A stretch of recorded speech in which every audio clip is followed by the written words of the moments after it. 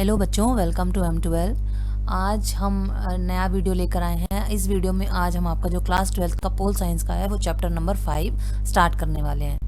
हम अब last chapters में पढ़ चुके हैं कि किस तरह सत्ता के वैकल्पिक केंद्र, क्योंकि शीत युद्ध खत्म हुआ, अमेरिका और सोवियत यूनियन में से सोवियत संघ खत्म हो गया था। उसके बाद फिर अमेरिका महाशक्ति बना, लेकिन उसके साथ साथ कई सारे और ऐसे देश शक्ति बनकर उभरे जो कि संप्रभु रहना चाहते थे, मतलब कि जो अपने हिसाब से राज करना चाहते थे और किसी एक देश के पीछे नहीं चलना चाहते थे। उसी तरह से उस वक्त दक्षिण एशिया में क्या चल रहा था उसके बारे में हम बात करेंगे आज। तो समकालीन दक्षिण एशिया मतलब उस काल का दक्षिण एशिया का स्वरूप कैसा था। तो यहाँ पर आप देख सकते हो, जिस तरह हिमालय था, यहाँ हिमालय पर्वत श्रृंखला है। हिमालय पर्वत श्रृंखला को से ऊपर दक्षिण एशिया है, नीचे ये सारा दक्षिण एशिया है। पूरा एशिया कॉन्टिनेंट में आता है, जो उसका दक्षिणी पार्ट है, दक्षिणी हिस्सा है। उसके देशों के बारे में हम पढ़ने वाले हैं। तो उसमें कितने देश आते हैं? बांग्लादेश, भूटान, भारत, मालदीव्स, नेपाल, पाकिस्तान और श्रीलंका। जिसके इस तरफ जो है वो अरब सागर है और इस तरफ जो है वो है बंगाल की खाड़ी, और नीचे इसके क्या पाया जाता है? हिंद महासागर। ठीक है, ये तो इसकी भौतिक संरचना है, जो भौतिक संरचना हम दक्षिण एशिया की तरफ देखते हैं। अब राजनीतिक प्रणाली पर आते हैं कि दक्षिण एशिया के विभिन्न देशों में राजनीतिक प्रणाली जो है वो कैसी है। भारत की राजनीतिक प्रणाली आप सब जानते हैं, हम भारत में ही रहते हैं, आपको लोकतांत्रिक प्रणाली है, हमारे यहाँ लोकतंत्र होता है।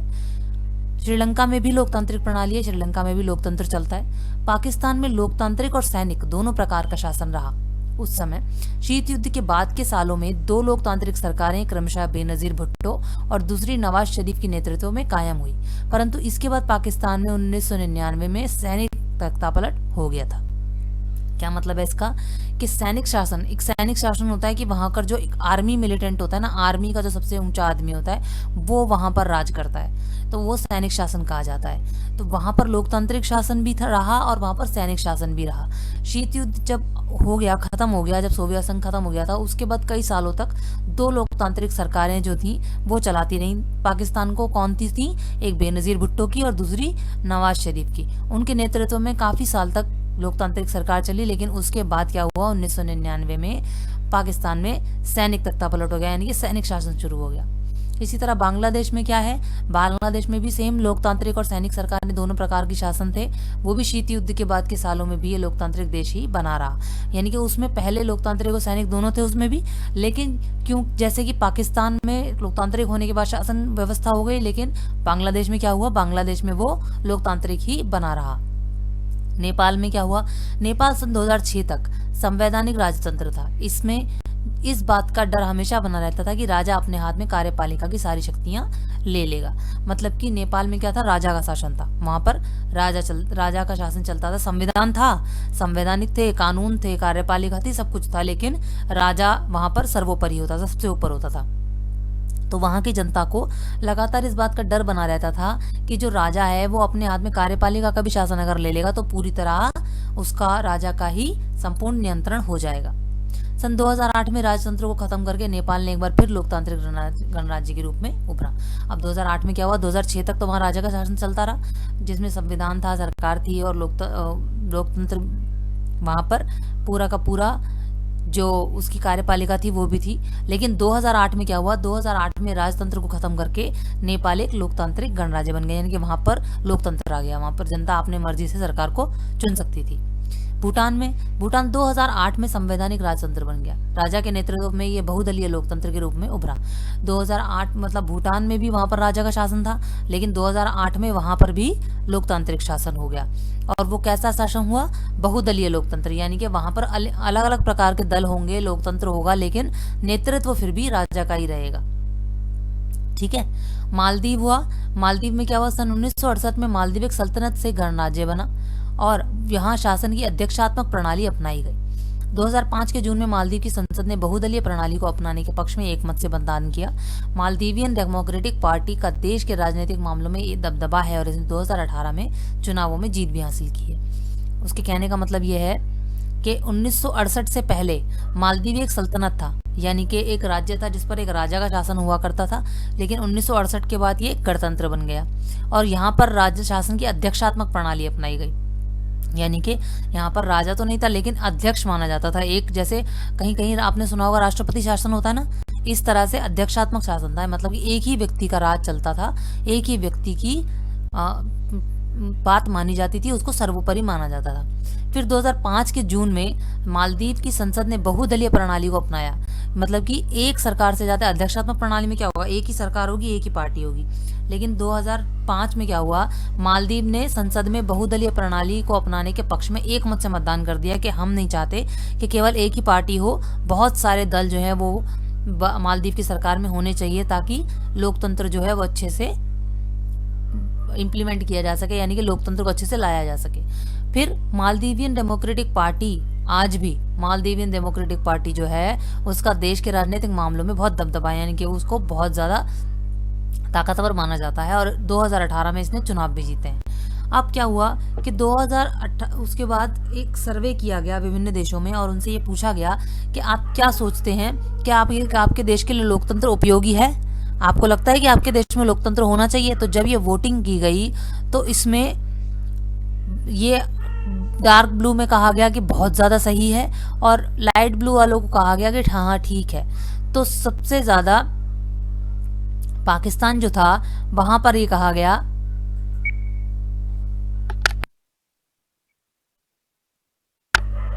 कि लोकतंत्र को किस तरह से समझा जाए। उसके लिए हम क्या करते हैं, उसके लिए हम चैप्टर में ही चलते हैं। यहाँ पर हम देखते हैं, आपने देखा होगा इस तरह से उपयुक्त बहु उपयुक्त के बारे में कहा गया। और लोकतंत्र क्या है कि भारत को छोड़कर दक्षिण एशिया के अन्य 4 बड़े देशों में लोकतंत्र का अनुभव कैसा रहा है, यह जानने के लिए उनसे ये पूछा गया। तो लोकतंत्र बेहतर है या नहीं है, या कभी कभी तानाशाही होनी चाहिए, कोई फर्क नहीं पड़ता। तो इसमें क्या हुआ कि भारत ने कहा कि लोकतंत्र बेहतर है, ठीक है, और ज्यादातर कहा गया कि कोई फर्क नहीं पड़ता। लेकिन जो है पाकिस्तान जो है ये वोट दिया कि हमें कोई फर्क नहीं पड़ता, ठीक है। और नेपाल में भी ये लोकतंत्र को बेहतर कहा गया, भारत में भी लोकतंत्र को बेहतर कहा गया, और बांग्लादेश में भी लोकतंत्र को बेहतर ही कहा गया, श्रीलंका में भी लोकतंत्र को बेहतर कहा गया। मतलब कि पाकिस्तान को छोड़कर बाकी चारों देशों ने लोकतंत्र को बेहतर कहा। यहाँ पर देखो ये पूरी तालिका दी हुई है, हम इतना डीप में नहीं जाएंगे, पर यह था कि पाकिस्तान को छोड़कर बाकी सारे देश जो थे वो लोकतंत्र के फेवर में थे, यानी कि लोकतंत्र चाहते थे। पाकिस्तान में सेना और लोकतंत्र, अब पाकिस्तान में क्या हिसाब किताब था सेना का, पहले संविधान के बाद जनरल अयूब खान का शासन था, यानी कि जब पाकिस्तान में पहली बार संविधान बना तो उसमें जनरल अयूब खान का शासन था। जैसे हमने पढ़ा था ऊपर के सैनिक शासन था उस वक्त, तो जनरल अयूब खान का शासन हुआ करता था। लेकिन उनके शासन के प्रति घोर असंतुष्टता थी, यानी कि लोगों को बिल्कुल भी उनका शासन करने का तरीका जो था वो पसंद नहीं था। फिर जनरल याहिया खान के नेतृत्व में सैनिक शासन आया, फिर जो उनकी जगह कौन आ गए, जनरल याहिया खान आ गए, उनके नेतृत्व में सैनिक शासन चला। शासन के दौरान बांग्लादेश संकट आया, शासन के दौरान ही आया, वो शासन कर रहे थे जनरल याहिया खान। उस वक्त भारत का बांग्लादेश के साथ 1971 में, भारत का पाकिस्तान बांग्लादेश के साथ 1971 में युद्ध हुआ था। परिणाम क्या हुआ कि पूर्वी पाकिस्तान टूटकर एक स्वतंत्र देश बन गया जिसे बांग्लादेश कहा गया, यानी कि जो बांग्लादेश था वो पाकिस्तान का ही हिस्सा टूटकर बना था, ठीक है। जिससे कि पूरे, पहले तो पाकिस्तान भी भारत का हिस्सा था, पहले पाकिस्तान टूटा, फिर पाकिस्तान में भी जब फूट पड़ी और 1971 का युद्ध हुआ तो वो टूटकर क्या बन गया, बांग्लादेश बन गया। उसके बाद फिर नई सरकार चुनी गई। अब नई सरकार में कौन आया, जिसका नेतृत्व किसने किया, जुल्फिकार अली भुट्टो ने, 1971 से 1977 तक। फिर उन्हें हटा दिया गया। उनके हटाने के बाद कौन आया, जनरल जियाउल हक ने 1977 में शासन करना शुरू किया। 1982 के लोकतंत्र समर्थक आंदोलन का सामना किया, यानी कि 1982 में पाकिस्तान में लोकतंत्र का समर्थन करने वाले लोगों ने उनके खिलाफ आंदोलन किया था। फिर लोकतांत्रिक सरकार 1988 में बेनजीर भुट्टो के नेतृत्व में कौन सी बन गई, लोकतांत्रिक सरकार। जब 1982 में इस बात को लेकर प्रदर्शन होने लगा कि पाकिस्तान में भी लोकतांत्रिक सरकार होनी चाहिए, सैनिक शासन नहीं होना चाहिए, तो 1988 में बेनजीर भुट्टो के नेतृत्व में लोकतांत्रिक सरकार बन गई। फिर पाकिस्तानी राजनीति निम्न की आपसी होड़ के इर्द गिर्द घूमती रही। अब क्या हुआ कि लोकतांत्रिक सरकार तो पाकिस्तान में बन गई, लेकिन लोकतांत्रिक सरकार बनने के बाद साथ साथ क्या हुआ कि पार्टियां भी, बहुदलीय व्यवस्था हो गई। बहुदलीय प्रणाली की वजह से पाकिस्तान पीपल्स पार्टी और मुस्लिम लीग, ये दोनों जो पार्टियां थी ये आपस में लड़ती रहीं। 1999 में सेना ने एक बार फिर दखल दिया और 2001 में नए राष्ट्रपति बने। ठीक है। 1999 में एक बार फिर सरकार को बीच में आना पड़ा, क्योंकि इन दोनों पार्टियों के बीच में हमेशा जो थी वो आपसी होड़ चलती रहती थी। फिर क्या हुआ, 1999 में जब सेना ने दखल दिया, जब सेना ने वापस अपना हस्तक्षेप किया और 2001 में फिर से नए राष्ट्रपति बने। वो कौन बने? नवाज शरीफ के स्थान पर, उस टाइम नवाज शरीफ थे, तो नवाज शरीफ के स्थान पर कौन आया? जनरल परवेज मुशर्रफ, यानी कि सैनिक शासन फिर से कायम हो गया वहां पर। बीच में लोकतांत्रिक सरकार आई, लेकिन वापस अब सैनिक शासन फिर से हो गया। हालांकि सैनिक शासन ने अपने शासकों को लोकतांत्रिक जताने के लिए चुनाव कराया, मतलब कि सैनिक शासन वहां पर जरूर था, लेकिन उसके बावजूद भी उन्होंने लोकतांत्रिक व्यवस्था दिखाने के लिए वहां पर चुनाव भी करवाए। लेकिन पाकिस्तान में स्थायी लोकतंत्र के असफल होने के क्या कारण थे? मतलब कि वहां पर जो लोकतांत्रिक सरकार थी वो चल ही नहीं सकती थी। उसके क्या कारण थे? पहला कारण, सेना, धर्मगुरु और भूस्वामी अभिजनों का सामाजिक दबदबा। अब वहां पर क्या था कि वहां पर एक तो सेना का दबदबा था, क्योंकि सैनिक शासन था, और जो धर्मगुरु और भूस्वामी अभिजन थे वहां पर, धर्मगुरु जैसे हो गए कि मान लो वहां पर जो काजी होते हैं, जो मुस्लिम धर्मगुरु होते हैं, उन लोगों का बहुत ज्यादा दबदबा होता था वहां पर, तो उन लोगों को बहुत ज्यादा माना जाता था। तो उनका सामाजिक दबदबा होने के कारण वहां पर लोकतंत्र फैल ही नहीं पाता था, वहां पर जनता अपने विचारों को रख नहीं सकती थी। दूसरा, पाकिस्तान भारत ने युद्ध के सेना समर्थक समूहों को और ताकतवर बना दिया था। अब क्या हुआ था कि वहां पर पाकिस्तान का युद्ध लगातार शुरू हो गया था 1999 के बाद। तो जब भारत पाकिस्तान में युद्ध चलता रहता था, तो उसकी वजह से जो सेना को सपोर्ट करते थे, क्योंकि वहां पर सैनिक शासन था, तो उन्हें ये लगा, लोगों को वहां पर ये लगा कि सेना का अगर नेतृत्व रहेगा और सैनिक शासन वहां रहेगा तो भारत को पाकिस्तान से युद्ध करने में बड़ी परेशानी होगी। इसलिए सेना को समर्थक करने वाले बहुत सारे समूह जो थे वो और ज्यादा बढ़ते चले गए, और जो सैनिक शासन था वो और ज्यादा ताकतवर हो गया, और लोकतांत्रिक को इतना नहीं माना गया। कुछ खास अंतर्राष्ट्रीय समर्थन ना होने के कारण सेना को अपना प्रभुत्व कायम करने में बढ़ावा मिला। अब क्या था कि लोकतंत्र तो तब कायम होगा ना जब कोई पार्टी होगी, पार्टी तो कोई बची नहीं। और फिर दूसरी बात कि पाकिस्तान में लोकतंत्र होना चाहिए, पाकिस्तान में लोकतंत्र को बढ़ावा मिलना चाहिए, इसके लिए कोई अंतर्राष्ट्रीय समर्थन दूसरे देश से उन्हें नहीं मिला। इस वजह से सैनिक शासन जो था वो अपने आप में ताकतवर होता चला गया कि भाई उन्हें अपना प्रभुत्व कायम करने का मौका मिल गया कि भाई और कोई है ही नहीं इस बात को सपोर्ट करने वाला कि लोकतंत्र शासन वहां होना चाहिए, तो वहां पर सैनिक शासन ही रहेगा। पाकिस्तान में सैन्य शासन को पश्चिम और दक्षिण एशिया में पश्चिमी हितों के रक्षक के रूप में देखा गया।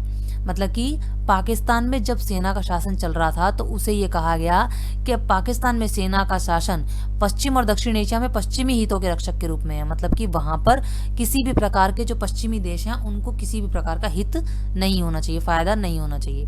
अब बांग्लादेश में किस प्रकार का लोकतंत्र था? 1971 से पहले वो पाकिस्तान का हिस्सा था, ठीक है, ये सब हमने ऊपर पढ़ लिया। ब्रिटिश भारत से बंगाल और असम के विभाजित क्षेत्र, मतलब कि बांग्लादेश में कौन कौन से हिस्से आते हैं? ब्रिटिश भारत में जो बंगाल का हिस्सा है और असम का थोड़ा सा हिस्सा, असम से विभाजित हुआ थोड़ा सा हिस्सा, वो मिलाकर बांग्लादेश बनता है। इस क्षेत्र के लोगों ने पश्चिमी पाकिस्तान के प्रभुत्व और उर्दू भाषा को थोपने का विरोध किया। मतलब कि वहां पर क्या कहा गया, जब वो पाकिस्तान का हिस्सा था तो क्या कहा गया कि पश्चिमी पाकिस्तान का प्रभुत्व, मतलब कि वहां पर जो पश्चिमी पाकिस्तान था उसका ही राज चलता था, और उर्दू भाषा को उन पर जबरदस्ती थोपा गया कि आपको उर्दू ही पढ़नी है, आपके लिए कंपलसरी है उर्दू पढ़ना। फिर क्या हुआ, जब बांग्लादेश अलग हो गया पाकिस्तान से, उसके बाद उन्होंने बंगाली संस्कृति और भाषा के साथ किए गए अनुचित व्यवहार का विरोध करना शुरू किया। अब जब बांग्लादेश अलग हो गया पाकिस्तान से तो उन्होंने क्या किया, उन्होंने ये कहा कि जो बंगाली संस्कृति है और जो बंगाली भाषा है उसके प्रति वहां पर बहुत ज्यादा उसे इंपॉर्टेंस नहीं दी जाती, बिल्कुल महत्व नहीं दिया जाता था। तो उसके साथ जो अनुचित व्यवहार होता था, जो बंगाली संस्कृति और भाषा के साथ अनुचित व्यवहार होता था, उसके खिलाफ उन्होंने बोलना शुरू कर दिया। शेख मुजबिर रहमान ने पश्चिमी पाकिस्तान के प्रभुत्व के खिलाफ लोकप्रिय संघर्ष का नेतृत्व किया। अब यही कि भाई पश्चिमी पाकिस्तान का उस टाइम दबदबा बहुत ज्यादा था, तो उसके खिलाफ वो जब खड़े हुए, कौन खड़ा हुआ? शेख मुजबिर रहमान। ये खड़े हुए तो उन्होंने बहुत बड़े संघर्ष का जो था वो नेतृत्व किया, इनके सबसे आगे चले। फिर तत्कालीन पाकिस्तान में 1970 के चुनावों में शेख मुजीबुर के नेतृत्व में आवामी लीग ने पूर्वी पाकिस्तान के सभी सीटों पर जीत हासिल कर ली और पूरे पाकिस्तान के लिए प्रस्तावित संविधान सभा में बहुमत हासिल कर लिया। अब क्या हुआ कि उस टाइम का जो पाकिस्तान था उसमें 1970 में चुनाव हुए, जिसमें क्या हुआ कि शेख मुजीबुर के नेतृत्व में आवामी लीग, जो उनकी पार्टी थी, आवामी लीग ने पूर्वी पाकिस्तान की जितनी भी सीटें थी वो सब पर उन्होंने जीत हासिल कर ली और पूरे पाकिस्तान के लिए प्रस्तावित संविधान सभा में बहुमत हासिल कर लिया। मतलब कि उन्होंने पूरे पाकिस्तान के लिए संविधान बनाया और उस संविधान के लिए बहुमत भी हासिल कर लिया। फिर उसके बाद क्या हुआ, शेख मुजीबर को सैन्य शासन के तहत बंगाली और इस्लामी लोगों के संघर्ष में गिरफ्तार किया गया। अब क्या हुआ था, शेख मुजीबर के सैन्य शासन के तहत, मतलब कि क्योंकि उस वहाँ सैन्य शासन था पाकिस्तान में, है ना, सैनिक शासन चलता है वहां पर, तो उसकी वजह से क्योंकि वो अपनी बंगाली संस्कृति को और भाषा को बढ़ाने के लिए आंदोलन कर रहे थे और वो इस्लामी लोगों के खिलाफ बोल रहे थे, तो इस्लामी लोगों में और बंगाली लोगों में संघर्ष चल रहा था, इस वजह से उन्हें गिरफ्तार कर लिया गया। पाकिस्तानी सेना ने जन आंदोलन को दबाने की कोशिश की। अब जो उन्होंने आंदोलन शुरू किया था उसको पाकिस्तान सरकार ने दबाने की कोशिश की, तो भारत में बड़े पैमाने पर पलायन किया गया और भारत ने पूर्वी पाकिस्तान की आर्थिक और सैन्य की रूप की मांग का समर्थन किया। अब भारत में क्या हुआ, बड़े पैमाने पर पलायन हुआ, मतलब बहुत बड़े पैमाने पर लोग इधर से उधर हुए, यहाँ एक देश से दूसरे देश में गए और भारत ने पूर्वी पाकिस्तान की जो आर्थिक और सैन्य मांग थी उसको उसने पूरा करने की कोशिश की। परिणाम लेकिन इसका क्या हुआ, इसका परिणाम हुआ कि दिसंबर 1971 में भारत और पाकिस्तान के बीच में युद्ध हो गया, जो पूर्वी पाकिस्तान में पाकिस्तानी सेना के आत्मसमर्पण और एक स्वतंत्र देश के रूप में बांग्लादेश के गठन के रूप में समाप्त हुआ। तो वो जो पूर्वी पाकिस्तान था, अब क्या हुआ, भारत पाकिस्तान में 1971 में युद्ध छिड़ा, ठीक है, और जो पूर्वी पाकिस्तान था उसने पाकिस्तानी सेना के सामने आत्मसमर्पण करने से मना कर दिया और क्या हुआ कि एक स्वतंत्र देश बना जो कि कहलाया क्या, बांग्लादेश। बांग्लादेश ने अपना संविधान बनाया, उसमें उसने अपने को एक धर्मनिरपेक्ष, लोकतांत्रिक और समाजवादी देश घोषित कर दिया कि हमारे यहाँ लोकतंत्र चलेगा, सैनिक शासन नहीं होगा और हम धर्मनिरपेक्ष होंगे, हमारे यहाँ सभी धर्मों की बराबर सम्मान किया जाएगा, इज्जत की जाएगी। फिर उस टाइम 1975 में शेख मुजीबुर रहमान ने संविधान में संशोधन कराया और संसदीय प्रणाली की जगह अध्यक्षात्मक शासन प्रणाली को मान्यता मिल गई। अब उसने क्या किया, शेख मुजीबुर रहमान ने वहां पर जो संविधान बांग्लादेशियों ने बनाया था उसने उसमें संशोधन करा दिया और संसदीय प्रणाली जो वहां पर कबूल की गई थी उसकी जगह उसने अध्यक्षात्मक प्रणाली कर दी, मतलब कि एक ही जने का वहां पर राज चलेगा। शेख मुजीब ने अपनी पार्टी आवामी लीग को छोड़कर अन्य सभी पार्टियों को समाप्त कर दिया, ठीक है, वहां पर उसने एक ही पार्टी रखी। अध्यक्षात्मक सरकार तो तभी चलेगी जब एक ही पार्टी होगी, तो उसने क्या किया, बाकी सारी पार्टियों को समाप्त कर दिया, जिससे तनाव और संघर्ष की स्थिति पैदा हो गई। अगस्त 1975 में सेना की बगावत के बाद शेख मुजीबुर रहमान सेना के हाथों मारे गए। यहाँ पर शेख मुजीबुर रहमान खत्म हो गए। नए सैनिक शासन में जब नया सैनिक शासन आया तो शेख मुजीबुर रहमान की जगह कौन आया, जियाउर रहमान।